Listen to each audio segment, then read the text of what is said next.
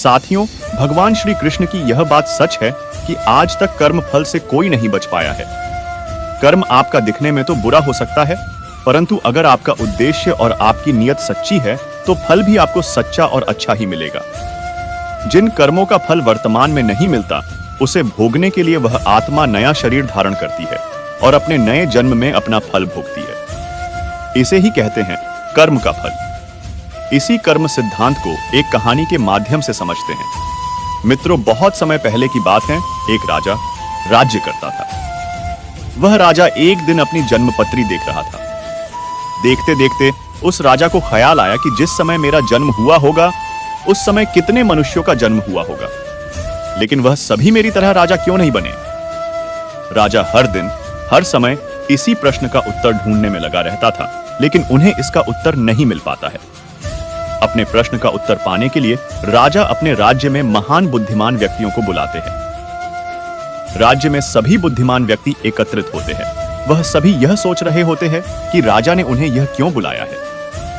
राजा सभी का अभिनंदन स्वीकार करते हैं और उनसे पूछते हैं कि जिस समय मेरा जन्म हुआ, उसी क्षण में और कितने भी व्यक्तियों का जन्म हुआ होगा, तो उन सब व्यक्तियों में से मैं ही क्यों राजा बना? वह सभी राजा क्यों नहीं बने?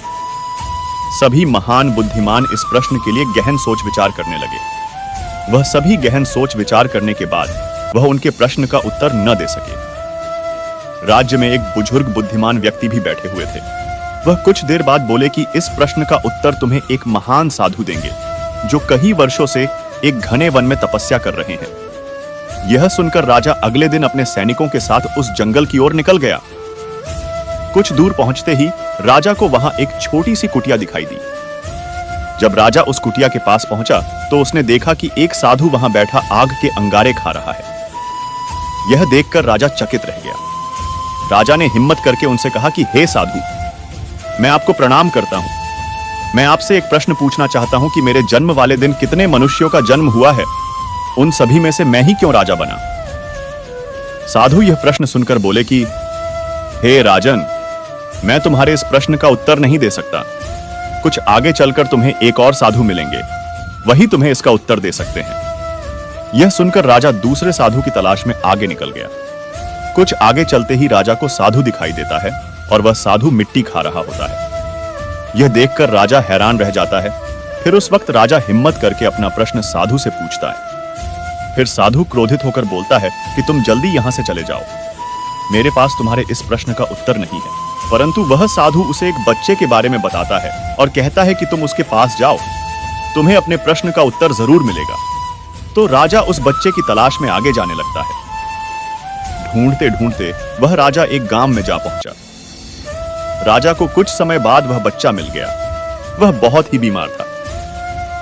राजा ने उस बच्चे से अपना प्रश्न पूछा और बच्चा बोला कि राजन, हम पिछले जन्म में 4 भाई थे। एक बार हम चारों भाई किसी जंगल में भटक गए थे और हमें वहां कई दिन हो गए थे। हमारे पास केवल जरा सा आटा था और उसकी हमने रोटियां बना ली थी। जैसे ही हम वह खाने लगते हैं, हमारे पास एक बाबा आते हैं। वह बाबा बहुत भूखे थे। वह हमसे भोजन मांगते हैं। ऐसे में सबसे बड़ा भाई बोला कि यदि हमने आपको यह भोजन दे दिया तो हम क्या अंगारे खाएंगे? दूसरा भाई बोला कि अगर हमने भोजन दे दिया तो क्या हम मिट्टी खाएंगे? अब जब मेरी बारी आई तो मैंने भी रोटियां देने से मना कर दिया। परंतु राजन, तुम बहुत दयालु थे। तुमने अपने हिस्से का भोजन उस बाबा को देकर उसका पेट भरा और तुम्हारे इस पुण्य के कारण तुम इस जन्म में राजा बने। रास्ते में जो तुम्हें अंगारे खाते हुए और मिट्टी खाते हुए साधु मिले थे, वह दोनों तुम्हारे भाई थे। तुम्हारा तीसरा भाई मैं हूं, जो इस समय मौत के मुंह में हूं। हे राजन, इसी प्रकार हम सभी भाइयों को अपनी अपनी करनी का फल मिला है।